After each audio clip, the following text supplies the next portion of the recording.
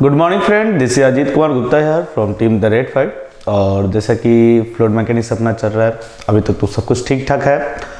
और last class में हम लोगों ने आर्किमिडीज के प्रिंसिपल को भी देखा था कि आर्किमिडीज के प्रिंसिपल के अनुसार हम किस तरह से या किन ऑब्जेक्ट्स को बोल सकते हैं जो फ्लोट कर सकता है, कौन होगा जो डूब जाएगा। ठीक है, तो कंडीशन ये थी कि कोई भी सॉलिड जो से आप इमर्ज करते हो फ्लूइड्स में, उसके द्वारा डिस्प्लेस्ड वाटर जो होगी, डिस्प्लेस्ड लिक्विड जो होगी, उसके बराबर वेट के बराबर का एक बायोंसी लगेगा। अगर वो बायोंसी पर्याप्त हुआ, एनफ हुआ जो उसे बैलेंस कर सके, तो वो फ्लोट करेगा, अदरवाइज डूब जाएगा। और सारे कैलकुलेशन से हमें ये दिखा था कि यह बायोंसीज का भी रिलेशनशिप मेनली डेंसिटी पर है।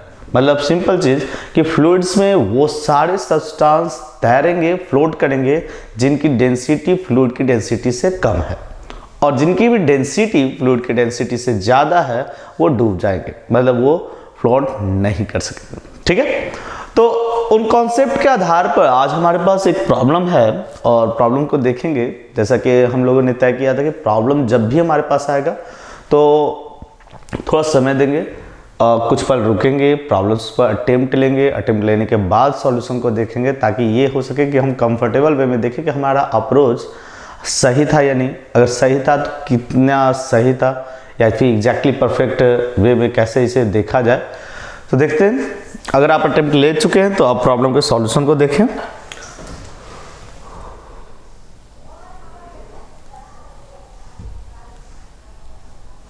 ठीक है, प्रॉब्लम के स्टेटमेंट पर गौर करें तो कहता है कि copper piece of mass 10 gram. तो ठीक है, गिवन डिटेल लिख देते हैं क्योंकि प्रॉब्लम कुछ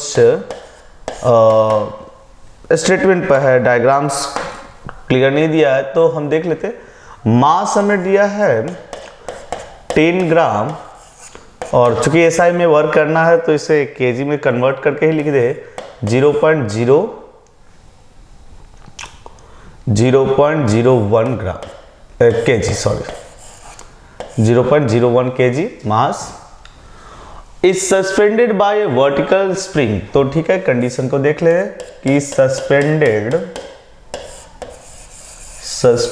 बाय ए वर्टिकल स्प्रिंग। ठीक है, elongates 1 centimetre over its natural length to keep the piece in equilibrium. ठीक है ना, मतलब कि यहां से नेचुरल लेंथ के साथ इलोंगेशन 1 सेंटीमीटर का है, 1 सेंटीमीटर 0.01 मीटर का। ठीक है, और क्या है, a beaker containing water is now placed below the piece so as to immerse the piece completely in water. Find the elongation of the spring, density of copper and the G के बारे में दिया हुआ है। मतलब condition को समझ लेते हैं कि यह कंडीशन हमारा 1 है जो इनिशियली है। इसके बाद कह रहा है कि ये स्प्रिंग सिस्टम के ठीक नीचे एक कंटेनर लेकर के आया है, और इस कंटेनर के बारे में कहा जा रहा है कि इसमें फिल्ड विथ वाटर। यस, ये वाटर है, और ऐसा किया है कि यह कॉपर पूरी तरह से इमर्ज है। तो आपको पूछ रहा है कि नई इलोंगेशन क्या होगा। अब बोलोगे कि नई इलोंगेशन के सवाल कहां से हुआ, तो सिंपल सोचो भाई, इस केस में जो केस 1 हमारा होगा या सिचुएशन 1 है, इस सिचुएशन 1 में कॉपर पीस का जो mg होगा वो स्प्रिंग फोर्स द्वारा बैलेंस किया जाएगा। मतलब कि ये इलोंगेशन के अनुसार स्प्रिंग फोर्स हमें लग रहा होगा और स्प्रिंग फोर्स इसे बैलेंस करेगा। ठीक है, इस केस में भी एक कोई स्प्रिंग फोर्स होगा जो ऊपर की तरफ लगेगा क्योंकि वेट नीचे है, कॉपर का mg नीचे की तरफ लगेगा, और एक बायोंसी ऊपर की तरफ लगेगा, जिसका मतलब है कि हम दोनों ही केस में के एफबीडी के अनुसार इक्वेशन को लिखना चाहिए और वहां से सॉल्यूशन को देखना चाहिए। तो अब केस 1 में देख ले, केस 1 मतलब कि जब यह फ्रीली स्प्रिंग के द्वारा लटका हुआ है हमारा कॉपर पीस। तो देखते हैं, इसमें अगर देखें कि लेट स्प्रिंग फोर्स के लिए स्प्रिंग कांस्टेंट चूंकि नहीं दिया हुआ है तो हम कांस्टेंट मान लेते हैं k। ठीक है, तो हम कह सकते हैं कि यहां पर होगा mg माइनस mg नीचे की तरफ लग रहा है minus spring force is equal to 0, क्योंकि इक्विलिब्रियम बोल दिया है तो नेट फोर्स अपना 0 हुआ।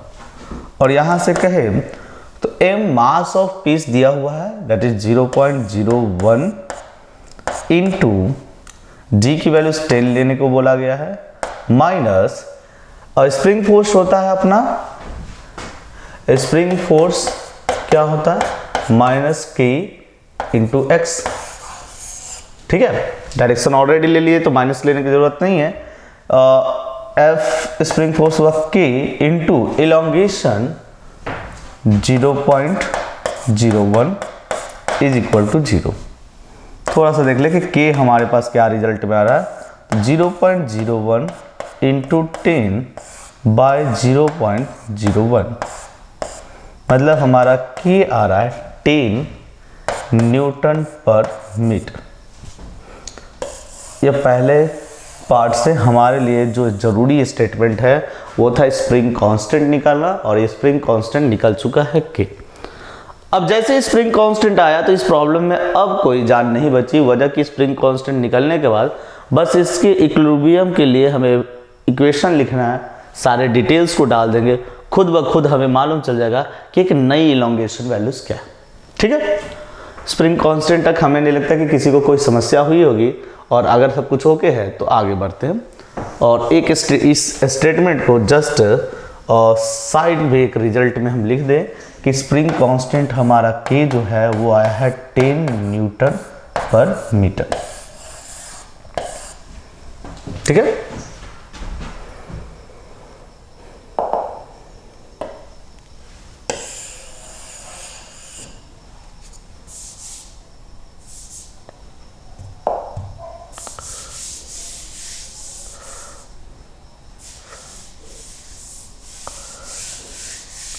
अभी हम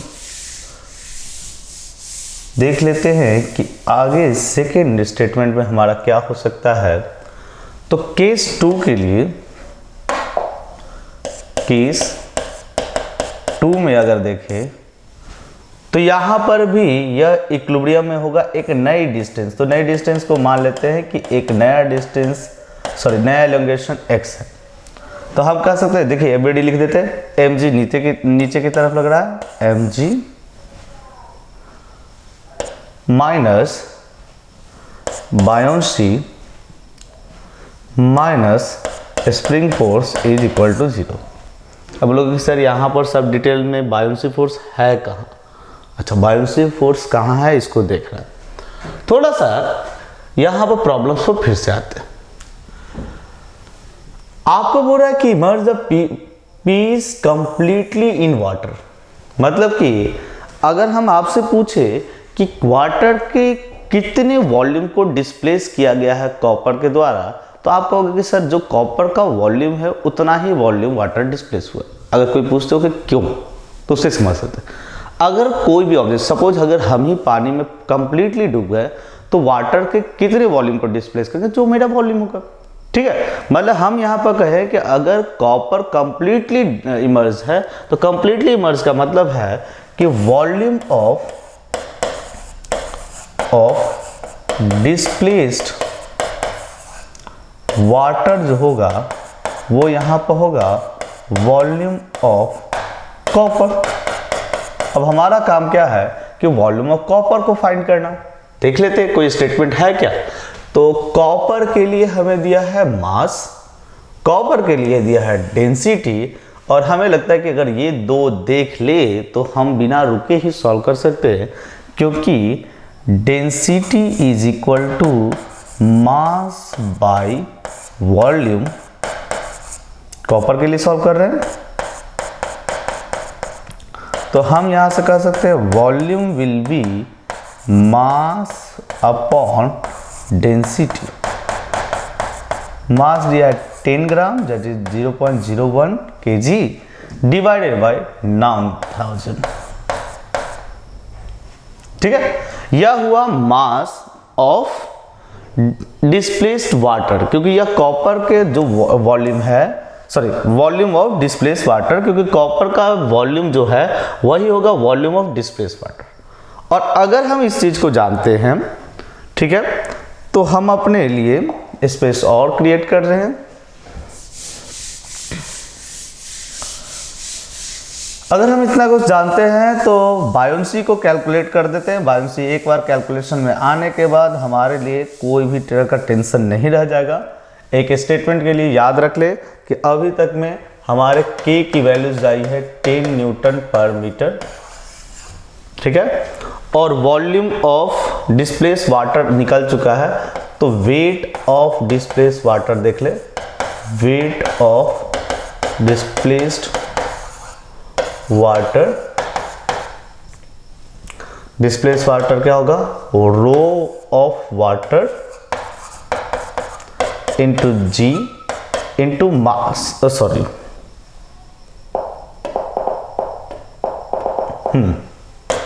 रो of water into g into volume. ठीक है, पिछली क्लास में भी आर्किमिडीज के प्रिंसिपल के समय पर समझ गए थे कि डेंसिटी इंटू वॉल्यूम कीजिएगा तो आपको मिलेगा मास, और मास को एक्सेलरेशन ड्यू टू ग्रेविटी से मल्टीप्लाई करेंगे तो वो मिल जाएगा वेट, और वेट ऑफ डिस्प्लेस वाटर के बराबर या डिस्प्लेस फ्लूइड के बराबर का एक बायोन्सी फोर्स लगेगा जिसे हम निकालने जाए। डेंसिटी ऑफ वाटर 1000, अगर डिटेल में नहीं दिया हुआ है तो अब याद कर ले, क्योंकि फ्लूइड मैकेनिक्स को डिस्कस कर रहे हैं। एसआई में आपको डेटा यूज करना 1000 kg पर क्यूबिक मीटर, एंड अगर सीजीएस में वर्क करेंगे तो 1 ग्राम पर मिलीलीटर। ठीक है, 1000 जी की वैल्यू 10 लेना है, एंड वॉल्यूम्स, तो वॉल्यूम हमारे पास आ चुका है 0.01 बाई 9000। ठीक है, तो 0.1 बाई 9 यह हुआ वेट ऑफ डिस्प्लेस वाटर जो कि बायोन्सी फोर्स है। चलिए ठीक है, देख लेते हैं। और यहां से स्प्रिंग फोर्स क्या लिखोगे आप, तो कहोगे कि सर K इंटू एक्स, जो आपने इलोंगेशन माना है, यही हमें फाइंड करना। देख लेते हैं सारे डिटेल को। mg तो मास 10 ग्राम, तो 0.01 into 10 minus 0.1 by 9 minus K की वैल्यूज कितनी आई थी दोस्त, 10 आया था, 10 into x is equal to 0। Solve करेंगे, आंसर आएगा 0.1 minus 0.1 by 9 minus 10 x is equal to 0। Solve करते हैं, 0.9 minus 0.1 by 0.9 is equal to 10x। Now ये हो जाएगा 0.8 बाई 9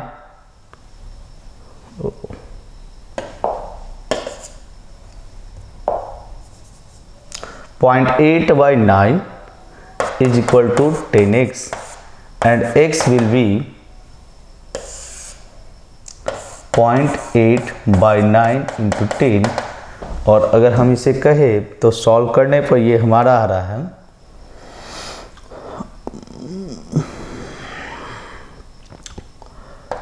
0.09 मीटर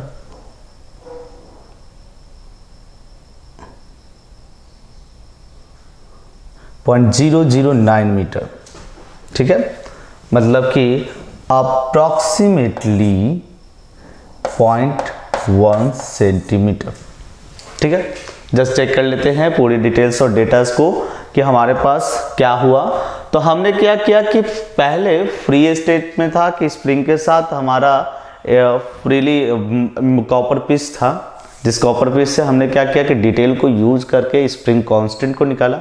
अब सेम सिस्टम, चूंकि नीचे में कॉपर पीस को वाटर में इमर्ज कर दिया गया, तो सेम सिस्टम को लेके आए तो स्प्रिंग कांस्टेंट नहीं बदला, और वो ना बदले स्प्रिंग कांस्टेंट को यूज करके बायोन्सी को कैलकुलेट किया। बायोन्सी कैलकुलेट करने के लिए क्या किया हमने, हमें वॉल्यूम ऑफ डिस्प्लेस वाटर चाहिए था, जो कि यहाँ पर प्रॉब्लम में क्लियर लिखा हुआ था कि हमारा कॉपर कंप्लीटली इमर्ज है। कंप्लीटली इमर्ज का मतलब कि कॉपर की जो भी वॉल्यूम होगी वही वॉल्यूम होगा डिस्प्लेस वाटर का। और उसके बाद हम सिंपल एक एफबीडी को सॉल्व करके हम अपने आंसर पर पहुंचे हैं, जो कि अप्रॉक्सीमेटली 0.1 सेंटीमीटर आ रहा है।